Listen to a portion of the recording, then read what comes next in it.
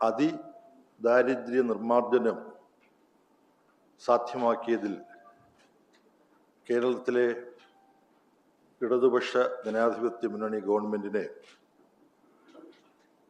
കേന്ദ്ര കമ്മിറ്റി യോഗം അഭിനന്ദിക്കുകയുണ്ടായി.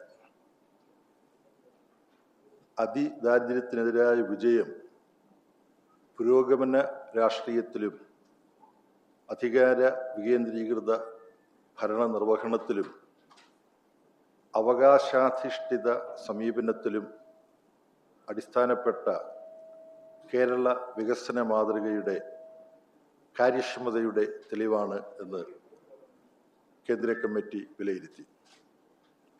കേരളം ഈ വിജയം കൈവരിച്ചത് പ്രതിപക്ഷ രാഷ്ട്രീയ കക്ഷികൾ ഭരിക്കുന്ന സംസ്ഥാന സർക്കാരുകളുടെ ഫണ്ടുകൾ വെട്ടിച്ചുരുക്കുന്ന യൂണിയൻ സർക്കാരിൻ്റെ നയങ്ങളുടെയും കേരളത്തിനെതിരായി പ്രത്യേകിച്ച് നിരന്തരം സംഘടിപ്പിക്കപ്പെടുന്ന സാമ്പത്തിക യുദ്ധത്തിൻ്റെയും മധ്യത്തിലാണ് എന്നതുകൊണ്ട് തന്നെ ഈ നേട്ടം കൂടുതൽ പ്രാധാന്യമർഹിക്കുന്നു. കാരണം അത് ഇടതുപക്ഷ സർക്കാരിൻ്റെ രാഷ്ട്രീയ ഇച്ഛാശക്തിയുടെയും വെല്ലുവിളികളുടെ നടുവിലും മെച്ചപ്പെട്ട ജനക്ഷേമം ഉറപ്പുവരുത്തുന്നതിനുള്ള പ്രതിബദ്ധതയുടെയും തെളിവാണ്. BJP നയിക്കുന്ന യൂണിയൻ സർക്കാർ നിർദ്ദേശിച്ചിരിക്കുന്ന വിധത്തിൽ ലേബർ കോഡുകൾ വിജ്ഞാപനം ചെയ്യില്ല എന്ന കേരളത്തിലെ ഇടതുപക്ഷ ജനാധിപത്യ മുന്നണി സർക്കാരിൻ്റെ പ്രഖ്യാപനത്തെ കേന്ദ്ര കമ്മിറ്റി അഭിനന്ദിച്ചു. തൊഴിലാളികളോട് ആഭിമുഖ്യമുള്ള കേരള സർക്കാരിൻ്റെ സമീപനമാണ് അത് വ്യക്തമാക്കുന്നത്. വരാനിരിക്കുന്ന നിയമസഭാ തെരഞ്ഞെടുപ്പിൽ കേരളത്തിലെ ജനങ്ങൾ ഒരിക്കൽ കൂടി ഇടതുപക്ഷ ജനാധിപത്യ മുന്നണി സർക്കാരിനെ ചരിത്രപരമായ മൂന്നാം ഊഴത്തിലേക്ക് തിരഞ്ഞെടുക്കും എന്ന പ്രതീക്ഷയും ആത്മവിശ്വാസവും കേന്ദ്ര കമ്മിറ്റി പ്രകടിപ്പിച്ചു.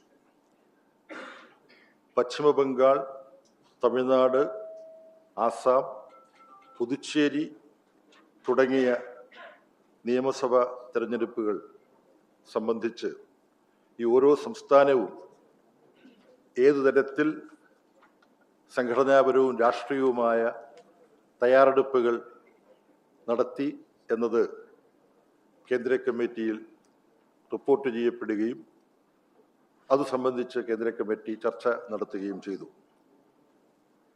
കേരളത്തിൽ ഇടതുപക്ഷ ജനാധിപത്യ മുന്നണി സർക്കാരിൻ്റെ വിജയത്തിനായി അതിൻ്റെ നേട്ടങ്ങളിലൂന്നിയ പ്രചാരണത്തിലൂടെ പാർട്ടി പ്രവർത്തിക്കും.